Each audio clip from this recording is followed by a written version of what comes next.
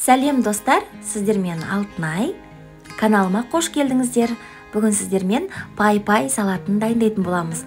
Ол өте ерекше, дәмі керемет болып шығатын, әрі тез дайындалатын салат. Керекті заттарға қияр, тұздалған қияр, жүгері, тауық еті, жұмыртқа, картоп қуырылған және майонез, тұз. Дәміне қарай.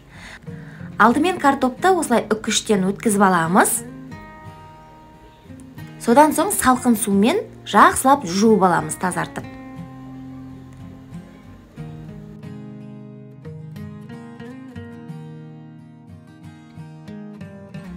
Жуылған картопты сүлгіге немесе салфеткаға жайып, суынан құрғатамыз. Содан соң қызып тұрған майда қуырып аламыз қызарғанша. Картопымыз дайын осымен. Енді турауға кірсеміз, 4 бұрыштап кубиктап турасаңыз да болады, немесе соломка ретінде турасаңыздар да болады.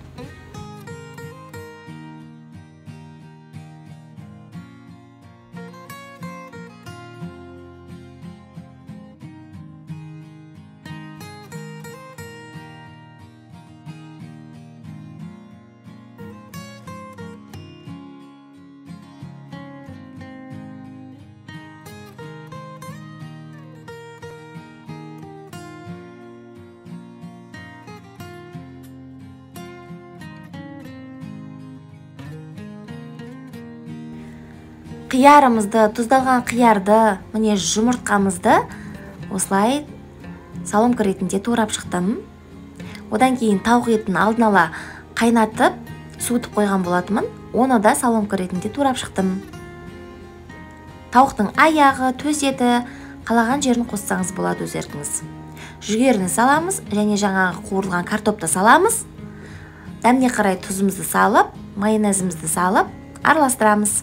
Мінекей, салатымыз дайын. Жасап көріңіздер, дәмі керемет болып шығады.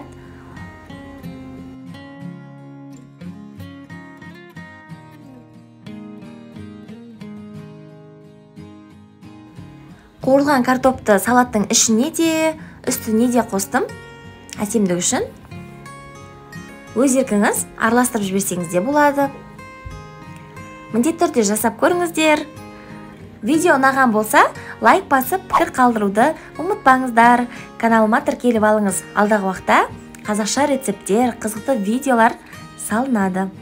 Рахмет, сау болыңыздар.